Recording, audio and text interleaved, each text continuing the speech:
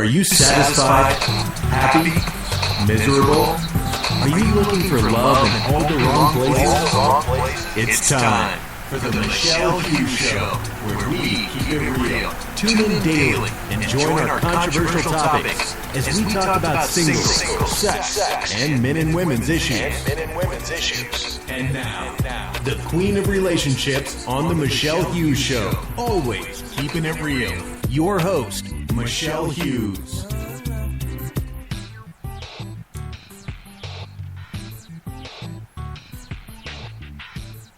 Well, welcome to the show. We are so happy that you have returned to Single, Sex, and Satisfied. And that's what the topic is all about. When you come to our show, it's talking about singles and how to live a better single lifestyle. Many times we are just existing and we're not living a true single life that's fulfilling. Now, some of you are saying, yo, that's not me. Oh, yes, I do. I live a very fulfilling single lifestyle. I was thinking just today, some of us don't share a bedroom with someone. But, you know, do you ever think about how great it is sometimes when you get up in the morning and there's no one next to you in the bedroom, but just you in your bed? I mean, that's a pleasure, because when you get married, you're going to share that bed with someone else. And not saying that that's a bad thing, but I'm just saying these are the things that we take for granted that you enjoy. That's a good thing. I mean, I look forward to sharing my life with another individual. But right now, I enjoy the freedom of, you know, doing what I want, when I want, don't have to answer to anyone but God. And so these are times, single people, that you should truly enjoy being single.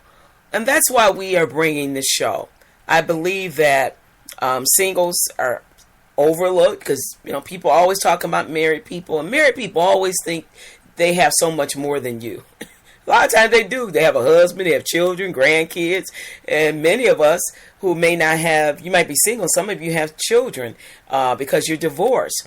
But if that's not you, if you've been single like myself all my life, no children, never been pregnant, and so therefore I haven't had that pleasure of having children to say I know what that's like.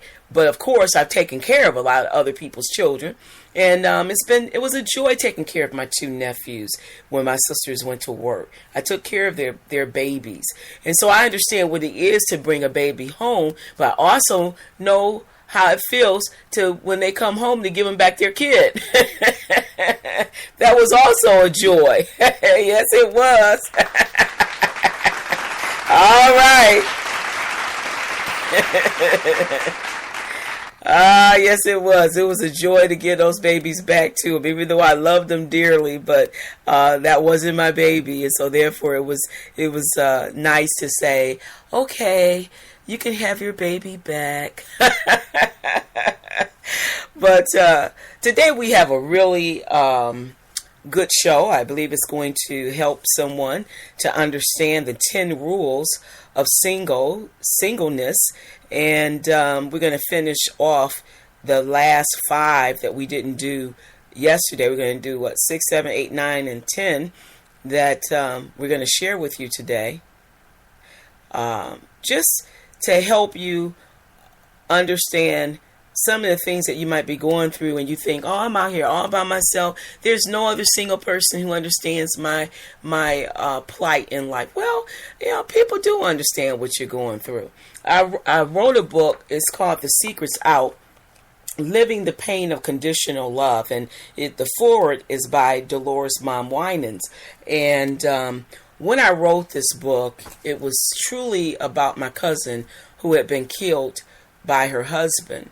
And we didn't find out for, I would say, about 9 years that he was the one who did it. I mean, he came over to our home. My cousin was the only child, and so he came over to the home and planned a funeral with myself, my mother.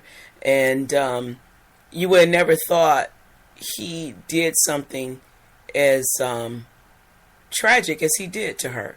I mean, he really didn't want her to leave him. That weekend, she was planning to go back to Georgia. Her parents, not her parents, but her mother was from Georgia. That was my mother's brother's child. And she asked me to come and get her and take her over to her mom's house because she was going to leave. She was leaving her husband. So my brother and I, we went over to the home and helped her to get some of her things out the house for her and her baby. She had a child previously. It wasn't his child. And so I took her over to her mother's house, and she's supposed to go to church with me that Sunday. When I got home from work, my daddy, he met me at the door to let me know that Antoinette had died. And I'm like, Dad? Dad? I'm thinking, oh my God, how could this have happened? And it was just, it changed my whole life. I'm not going to sit here and act like it didn't. I never experienced something so terrible in my life. And she was like my sister. I was 2 weeks older than her. But of course, she was always, more mature, I think, at that time than I was. And so she always acted the oldest. And even though I was only like 2 weeks older than her. But we shared so much together. And to have someone taken out of your life. And, death is different when you die from an illness or a sickness than when you are taken, someone kills you. It's not the same. And I think that's what bothered me for so many years it wasn't the fact that she died. It was how she died. And her name was Antoinette. And I still miss her. I still thought we would grow old together. And I didn't get the opportunity because she was 24 years old when she left this earth. And she had just gotten saved. We were at Word of Faith at that time. And matter of fact, Pastor Butler did the funeral. And I just say that it is so important, people. I can't stress it any more than I will try to do on each broadcast that I'm talking to you singles. It's so important, the person that you attach yourself to, because that person can either make you or they can break you.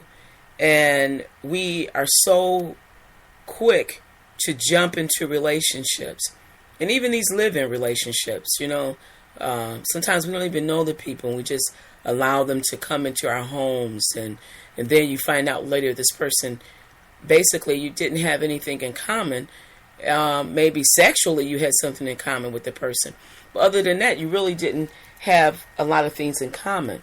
And so that's why I really stress this, because I know how I felt after my cousin's death, and having to wait 9 years to figure out who did this, and I never stopped praying. I left that funeral, and I'm sure other people they didn't have the relationship that I had with my cousin. And so I just never let up on God. And I said, someone is going to pay for her death, whoever did this to her. And I never forget, one day I was talking to her daughter's aunt on the phone, and she just told me, just like nonchalantly, I'm not going to say his name, but he was found guilty of his second wife's death. I'm like, you got to be kidding. And so I immediately, because I used to work at the court down at Frank Murphy Hall of Justice, I immediately called down to find out, could he be charged for my cousin's death, since he did the same thing that he did to this young lady, the same thing. And you won't believe this, her aunt knew this lady's niece. Her mother went to a family reunion, and he was there, and that's how she found out that he had married into this family. And so I tell you, life is strange. And they said that once he saw my cousin's aunt, he never was the same. And they say he went through a lot of changes after he saw my cousin's mother. And so I'm saying this, that it's very important, the person that you marry, that you have some history on that person. Because if not, you're going to find yourself really not understanding why. Why did this happen? And I kept questioning myself, why did this happen to my cousin? And then when it came out that he killed his second wife the same way he killed my cousin, and anyway, he's in prison now with life without parole. But I had to forgive him for what he did so that I can release that burden off of me, what he did to my cousin. I mean, he repeatedly just stabbed those young women, and each one was about to leave him. So he had to think about rejection, someone leaving him. He had to think about that. And so when you're with a person, when you're dating someone, as I said yesterday, you need to find out what this person is truly about. And I believe you don't know who you're marrying until you spend some time with them. And so people have married people in 3 months, 4 months. I think you should wait at least a year, especially when you don't know anything about the person. You're just meeting, and maybe he lives in a different city or what have you. You don't even live in the same city. So I just think that I don't think you could ever be too safe in finding out if the person that you are hooking yourself up with, if this is the person they truly say they are. Because people talk a good game, but at the end of the day, they have totally different concepts about love. Everybody have a different understanding about what love is. And in my book, The Secret's Out, I wrote in it what defines love and what is love. And I wrote this. It says here, really, I didn't write it. It's really come from the Touchpoint Bible, but I put it in here. And it says a healthy definition of love is crucial to understanding the central message of the Bible. According to the Bible, love is not confined to sexuality, nor is it primarily a feeling at all. The Bible says that love is a commitment. As a commitment, love is not dependent on good feelings, but rather on a consistent and courageous decision to extend oneself for the well-being of another. That commitment then produces good feelings, not the other way around. Jesus became the perfect demonstration of God's unconditional love for us by laying down his life for our benefit. And so I think that when you find yourself understanding what Christianity is all about. Christianity is not about religion. Christianity is that definition is explaining. It's what he did when he went to Calvary's cross to give his life for us, for our sins. He never sinned. He was sinless. But he did it in the benefit of us being able to have a relationship with him. And that's how we commune. The more time you spend with him, the closer you get to him, and the lesser time you get not knowing his word, don't know what he's saying, you learn who he is through reading the Bible. And so a lot of times we're marrying people who don't even have the same understanding about your God. And so how can you relate if you are on two wavelengths? If he's on a different understanding about what Christ means to you, and he thinks it doesn't mean anything to worship God. He believes in God, but he doesn't believe in Jesus Christ. So you need to find out exactly, to me, where their spiritual understanding is. Because if you're marrying a person who doesn't have no type of relationship with God, or don't understand why God sent his only begotten son to the world, then you are really subjecting yourself to a relationship that, to me, is doomed for failure. It's even the same. We go to church together, and everybody's in there thinking totally differently. So how are you going to take that chance not knowing at all what this person's spiritual values are? And so single people, this is the time while we are, frustrating ourselves. Why my Boaz hasn't come? Why can't I find, where's my Ruth? Well, maybe they haven't come because you need to work on yourself more. And I believe the more time you work on yourself, it's just going to give you time to get you together and freedom to live this life, live the abundant life that God has promised us. And you can't do it when all you're thinking about is, when I'm going to get the next man, or when I'm going to get with that woman. I mean, that's all good. I am not trying to belittle that, because I think that is so important. It's so nice to be in a good relationship with someone who loves you. And, you're going to have your trials and tribulations, but if it's somebody who has a good concept concerning themselves, they know who they are, they're not going to mistreat you. And if they say they love Jesus with all their heart, mind, and soul, they got to answer to God.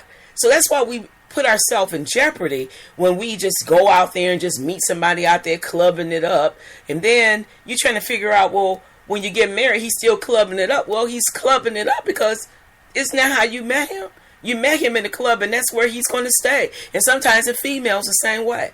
So we have to begin to figure out, what is it that we're looking for in that mate? And you can't do it just by your own concept or how you were raised. I believe the best concept is knowing the Word of God.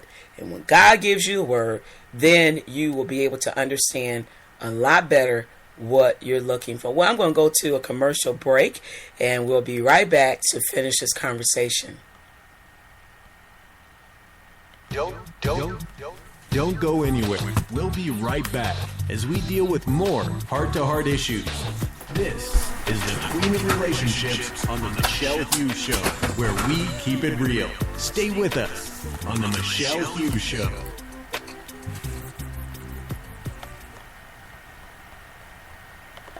It's the Michele Hughes Show.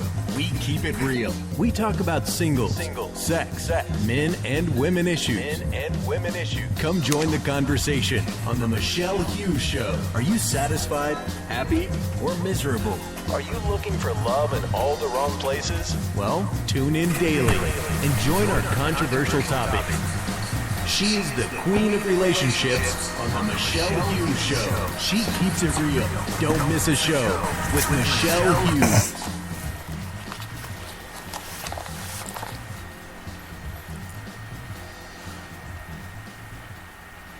All right. Tell a friend that the Michele Hughes Show is on at 2 o'clock every day, Eastern Time. And we want you to tell all your single friends to come in and hear this message that we believe is going to help them have an even better lifestyle as a single person. Well, I'm reading again from my book, and those who have my book is on page 80, and we're talking about take notice to the following questions, because these questions are like a premarital inventory checklist. So these are some questions that you can ponder over and begin to ask yourself, maybe Michele has some good information here that's going to help me ask some questions, to yourself before you just run out there. Or maybe you're already in a relationship and it's going to help you begin to search within yourself. Maybe I should, jot down these questions so I can ask my friend what they think about this. Just have maybe after dinner or something like that, you can just sit down and ponder over some of these questions. Well, the first one is, how is your love walk in relating to others? Yes. How do they deal with their family members?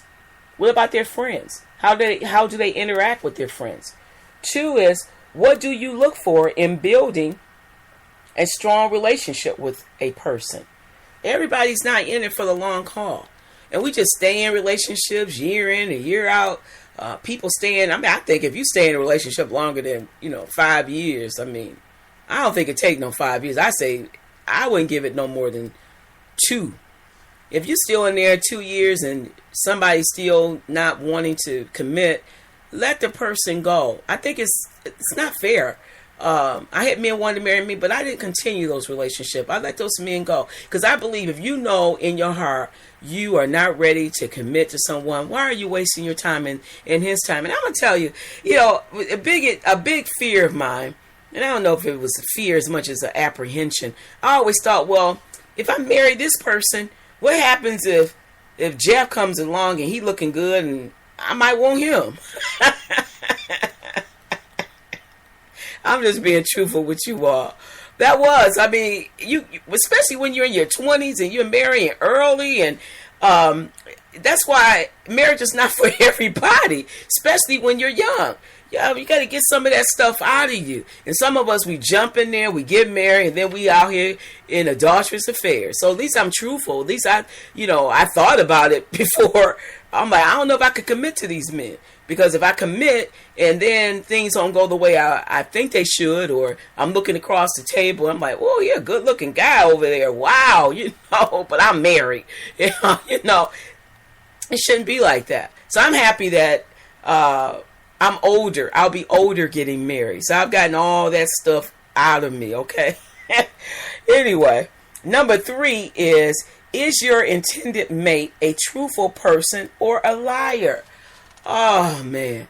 And the Bible said liars won't enter the kingdom of God. I really try to help myself from, running a life of lying, or, you got to correct yourself. I mean, is it worth it in the end? And what are you lying about? So that's what I'm saying, people. We marrying people. Some people, as soon as they talk, they lie.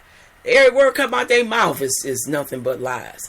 And, but you engrossed with that. And some of us know they lying and we still staying with them. I mean, what's the interest in that? You don't know, if you can believe that person when everything coming out their mouth is nothing but more made up stories. Okay.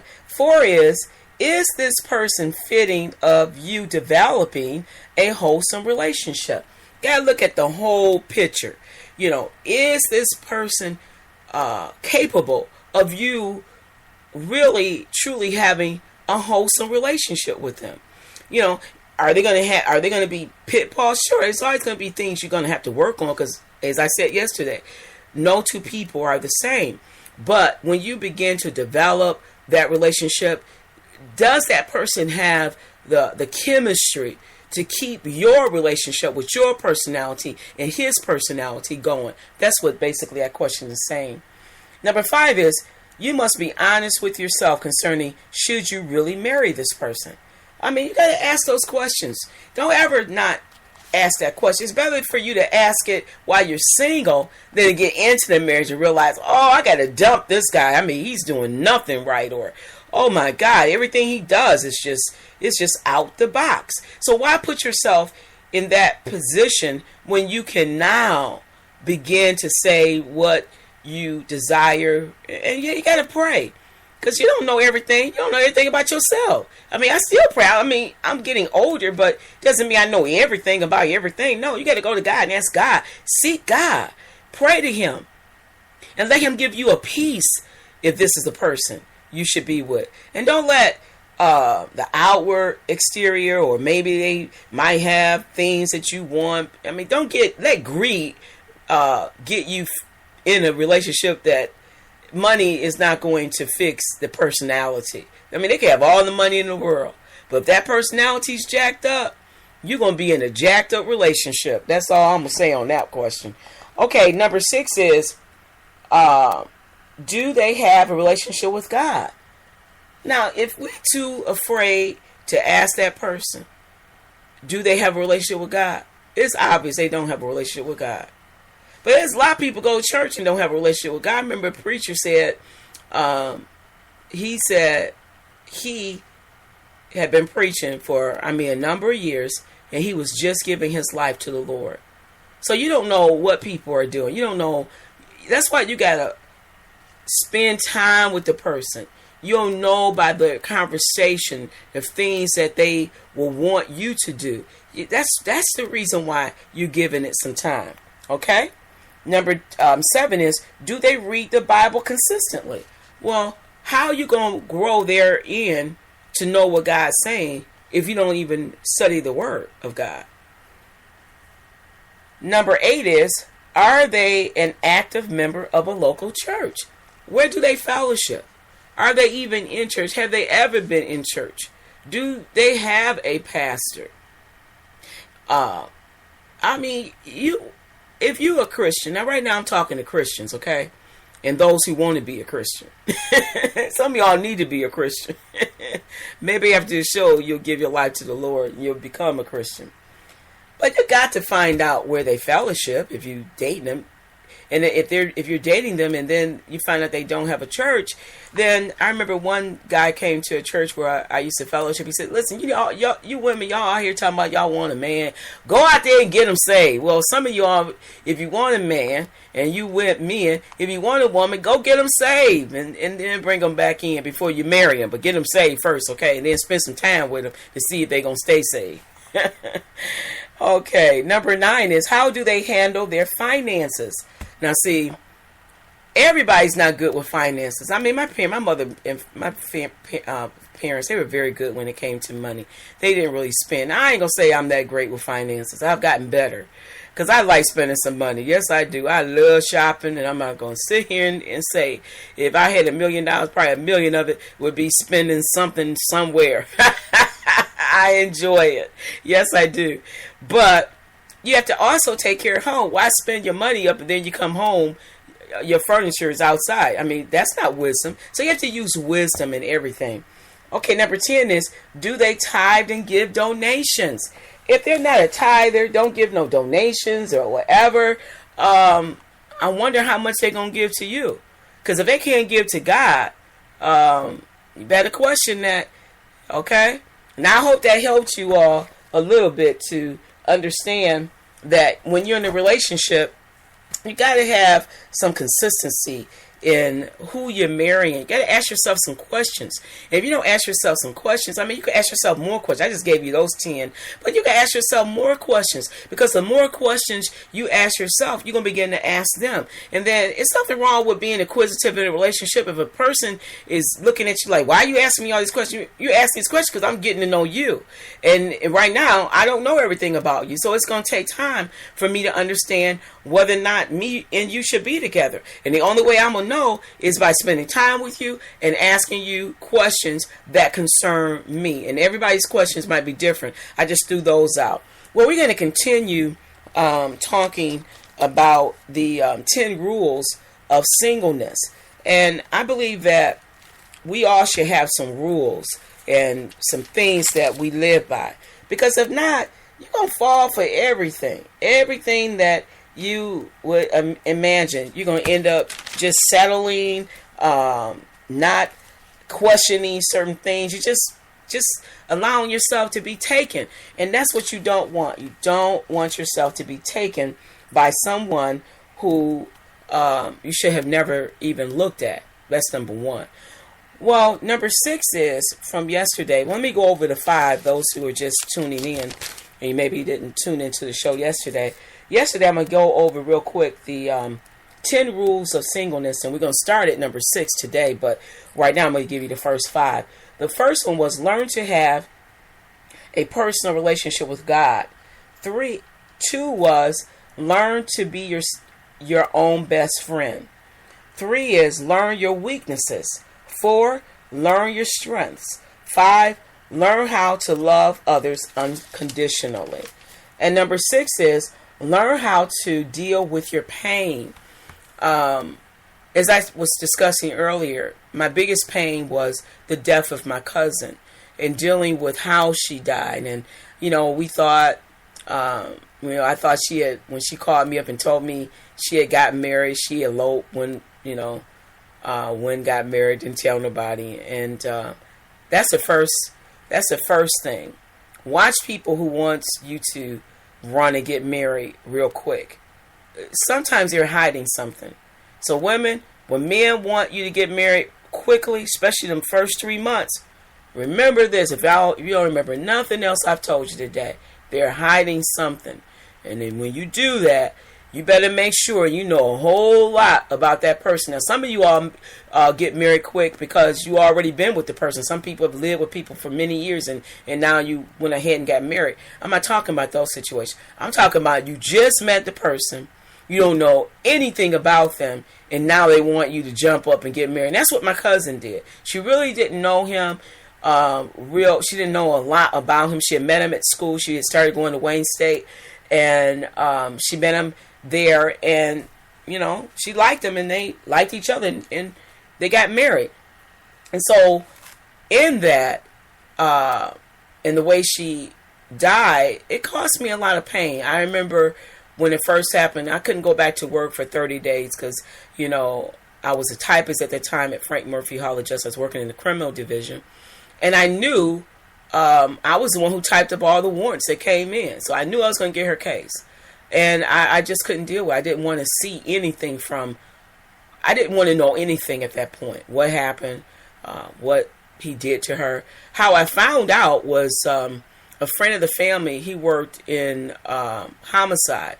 And I asked him, exactly what happened to her. Probably many of my family members didn't know what happened to her, But he told me what happened. I asked him, and he told me that she was stabbed multiple times all over her body. And so, no, that's not a way a person who say they love you should want to end your life. And then to do the second wife the same way he did the first wife. And all because these women decided they wanted to leave him. And he couldn't deal with rejection. And so that's why I'm saying, people, I'm stressing this. Get to know the person that you think you are in love with. If you all would keep sex out the picture, I think you would find out the emotions wouldn't be so, you won't be so emotional about who he is. Because sex should be done in the confines of marriage, because that's like consummating the marriage. That's what the Bible says. That's what you're doing. But when you do it ahead of time, now you're getting all those emotions going that really there's no commitment, because there's no ring on your finger. So they can go their way, you can go your way, but all you got is basically a sexual relationship that you had with a person that you really didn't know well. So I'm just saying, if we can hold out on the sex part, I believe relationships, we will find, I believe, better relationships. And I know that's a hard pill to swallow. And I ask myself that daily, Lord, when you send that man, send me a righteous man. A man who really understands the reason why we're not having sex. It's not because we don't want to be together. It's not because we don't want to be intimate. That's the first thing, as I said yesterday, you want to do.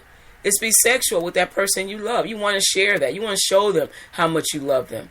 But if we could just keep that to a minimum of doing nothing in that area and learn as much as we can about the individual, I believe we'll have better marriages, because our foundation is solid. Because you're not confusing it with all that emotional, sexual drive that takes us to another level.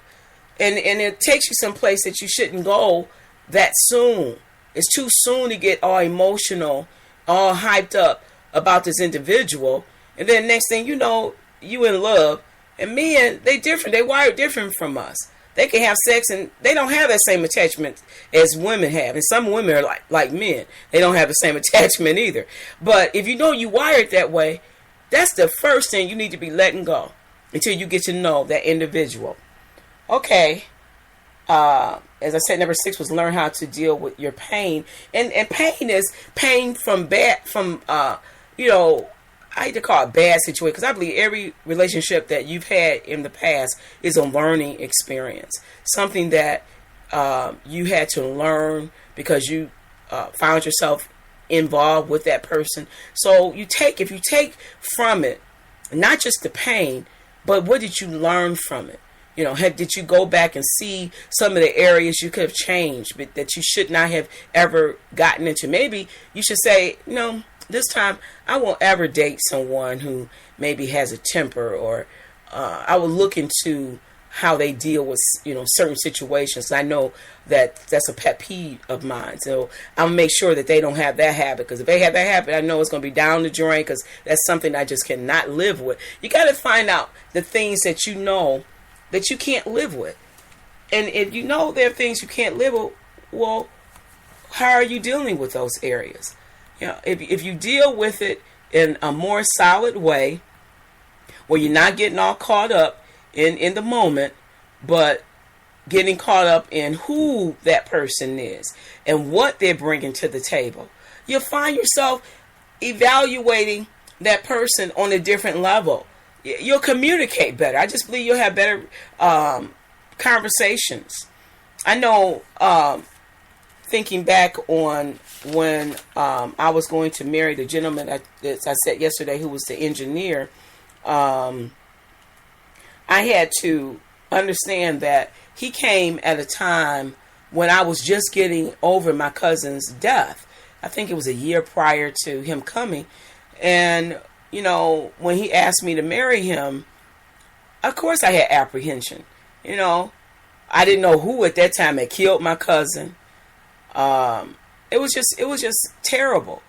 And sure, I love this guy, but I still had those apprehensions about marriage.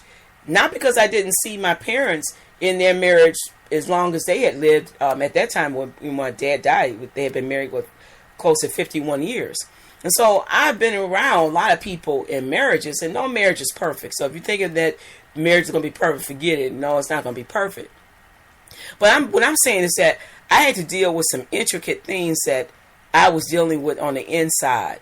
And I should have gotten counseling. I should have went and talked to someone about the issues that I was having about my cousin's death. And I'm talking to somebody today. Don't bear that by yourself. If it's some areas of your life that you need help in, if you go to your pastor, if they're capable of counseling you, you need to go and talk to them. If you feel that they can help you, if they deal with counseling, you need to go to someone or somebody who you feel you can talk to, who can help you work through some of those issues. And I remember a guy from my mother's job, I was selling aloe vera at that time with him, and he convinced me, your cousin would want you to give up on life. She would want you to continue to live. And he talked to me, but I needed more than that. I'm being truthful. I needed more than that. But I did go back to work after 30 days being off my job. I did go back, and I just felt like, oh my God, I just can't believe this has happened, and why to her when she had just given her life to the Lord. But some people, I believe they have to go early, because maybe in the end, maybe they would, stray away. So I can't sit here and say, oh, why, except for, unfortunately, she married an idiot. So I'm going to go on to the next question. The next one, 7, is learn how to deal with unresolved issues. We go day to day and trying to act like we got it all together. As soon as somebody come in the room, you mad with them. That's an unresolved issue. Or as soon as a person opens their mouth, you attacking them. That's an unresolved issue. Why do you have venom against certain people? You got to ask yourself, when you find yourself like getting mad with someone or attacking someone, it's not that person. Because that person has no clue why you are attacking them. But you need to deal with the issue inside of you, why you are attacking that person. They're husbands and wives. They attack each other like vicious people, like little vicious dogs. Haven't you seen dogs when they're in those dog fights, when people have trained those dogs to be vicious and stuff? That's how two people act when they are mad with each other. And some people stay in those marriages for years and years and years and just draining each other dry, because no one knows how to lift up. Somewhere you gotta lift up. Let that stuff go. Let it go. I live that. That's something that I live on. I don't carry a whole lot of burdens on me in that way. I like to be lighthearted. I like to be carefree. I can't stand to have all that inside of me. Or if I'm around somebody, they just irk me. Now there's some people irk you because they just irk you, and you shouldn't be around them. And so that's okay, because everybody you're not going to like. God didn't say you had to like everybody, but he did command us to love everybody. Okay. Yes, he did. That's a command. We got to love. Love your brother as thyself. In other words, if you learn to love yourself, you'll learn how to love other people in a better way. But most of us, we don't even love ourselves. I'm too fat. I'm too ugly. I'm too dark. I'm too light. I'm too white. I'm too this. I'm too that. I mean, the list goes on and on and on. The areas in our lives that we don't like about ourselves. And then we go and try to hook up with somebody else and think they're going to make you better. You're going to take all that mess that's inside of you, and you're going to take it right to another individual, and they're going to bring their mess. And now you got two people with a whole bunch of messes, and you're trying to live together. And how is that going to work out if no one is realizing that they need to deal with themselves? It's not the other individual. Have you been around people? It's always somebody else. It's always outside of them. It's never on the inside where I need to deal with me. It's always somebody else. It's never them. I want to read from Psalms, let me make sure, Psalms 86. We're going to read 6 through 12. And it says here, give ear, O Lord, unto my prayer, and attend to the voice of my supplications. In the day of my trouble, I will call upon thee, for thou wilt answer me. Among the gods there is none like unto thee. O Lord, neither are there any works like unto thy works. All the nations whom thou hast made shall come and worship before thee, O Lord, and shall glorify thy name. See, I think I read too far down. I did. Where did I tell y'all? 6 through 12? Yeah, I did. I read it right. Yeah, I guess I read it right, yeah. I came down a little bit too much, but that's okay. You get the gist of the scripture. It's just that we have to know that when you're in a time of trouble, God will hear you and answer you. He will give you the desires of your heart. No matter what you are going through, if you cry out to him, most of us are not crying out to him. We're crying out to other people. We want everybody else to heal our burdens, to heal what we've been through in our relationships. And you know, well, it was her mouth. She just talked too much, and she had a nasty way about herself. And he was just mean and hateful, and he was just ugly about everything he did. Well, and that might be true. Every statement that you might be making, it might be a true statement. But the problem is this: you got to check in with yourself. I keep saying that. Check in with you and ask God to heal you from the inside out. Father, you have to ask him, Lord, heal me. Heal all the relationships that I've been in previously.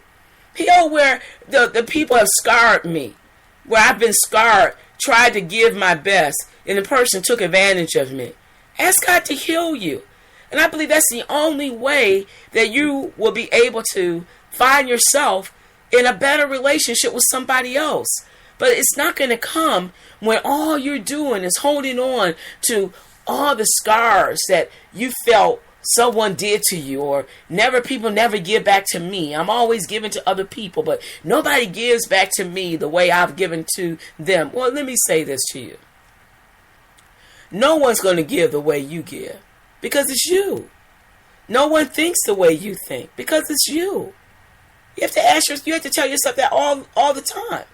I think I'm a giver. I think I'm always giving. But no one's going to give in the same manner that maybe you will find yourself giving in. And I'm going to give myself a little, I think I'm going to give myself a little command from the I was trying to give myself a little cheering group here. But somehow it's not working right now, but that's okay. But I just believe that, when you begin to understand that no matter what you have gone through in life, there's always somebody who's going through. There it is.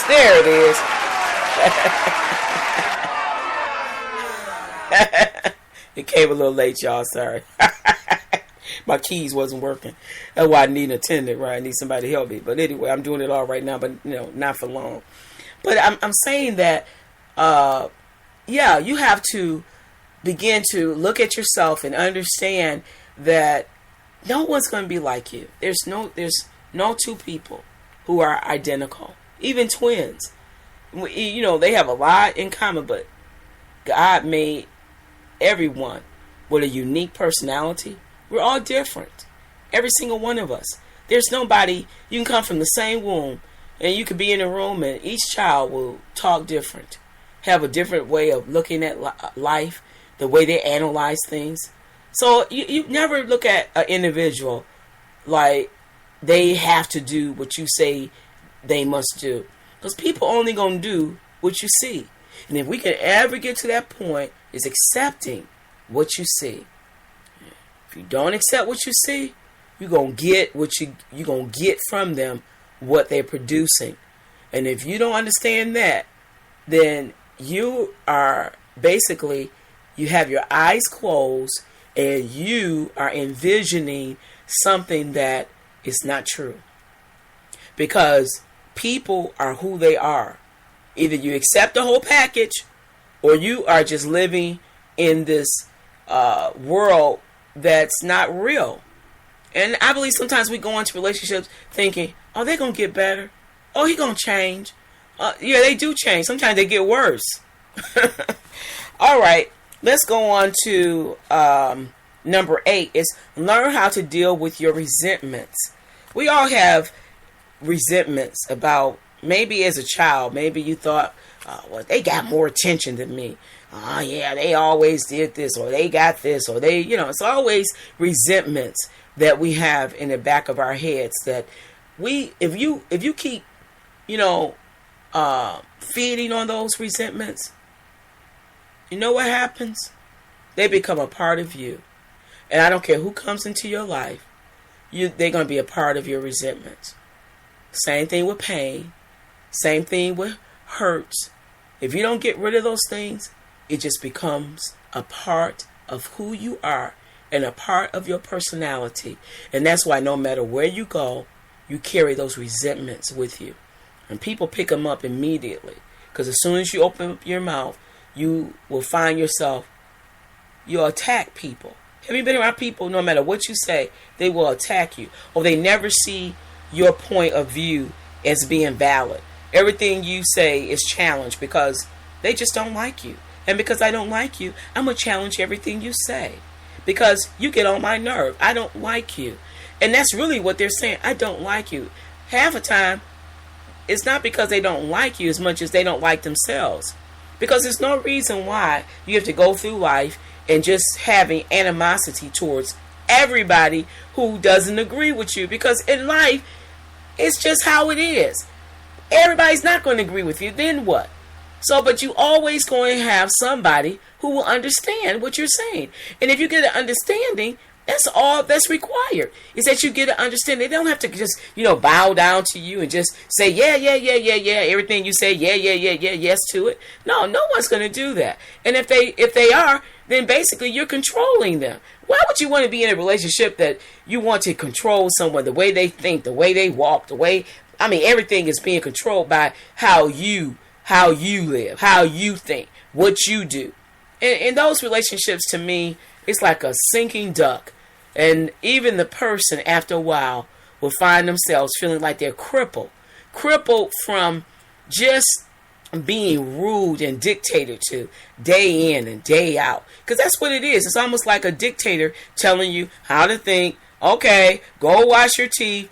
Go brush your teeth. Okay, now you can go here. Now you can go there. That's how people who are controlling, that's how they really want you to live with them.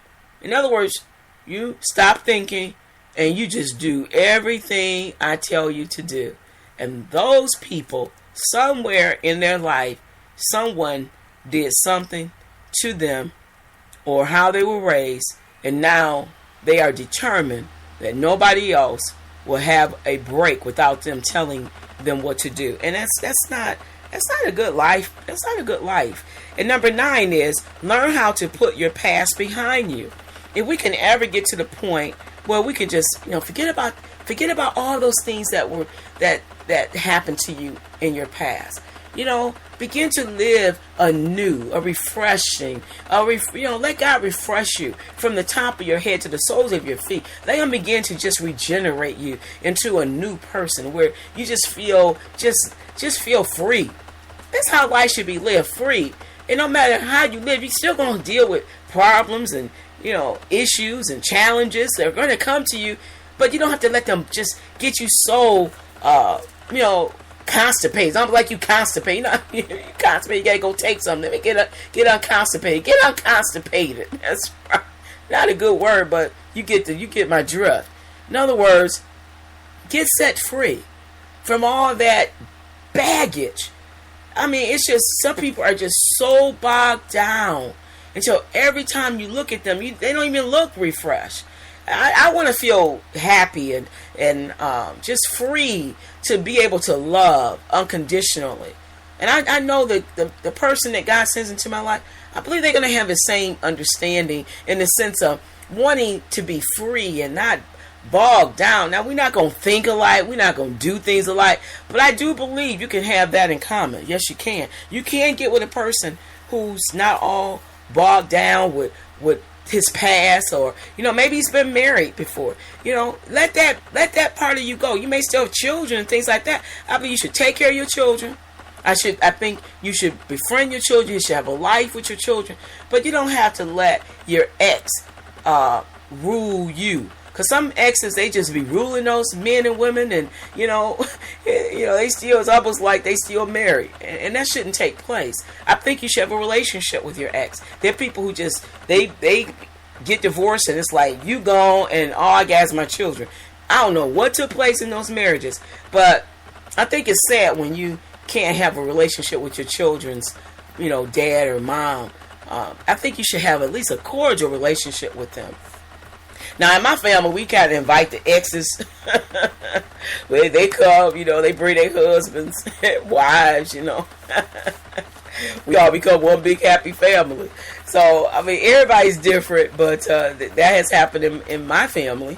My sister's ex-husband brought his wife, and now my brother's wife brings her husband to functions that we have. So, listen, they have children with those people. And so, if you had a relationship before, you don't just throw them to the curb. That's how I think. Now, I guess if you didn't have a relationship with those people in the beginning, or now, or before they divorce, I guess you're not going to continue to have a relationship with them.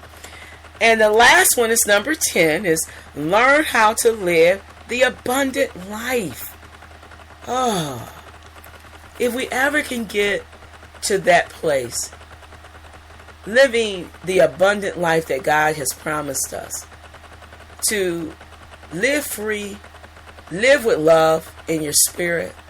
And even though you may deal with circumstances on a daily basis, but you don't let them overcome you to a point of no return. Well, I guess I gave you a lot to swallow. I'm going to go to a commercial break. Don't go anywhere. We'll be right back as we deal with more heart-to-heart issues. This is the Queen of Relationships on the Michele Hughes Show, where we keep it real. Stay with us on the Michele Hughes Show.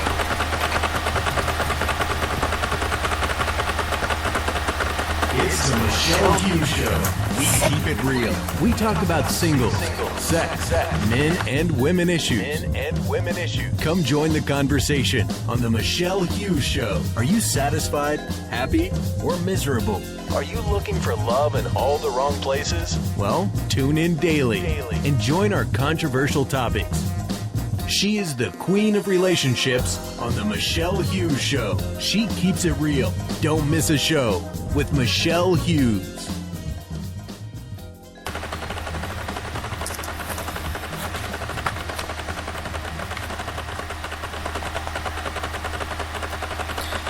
All right.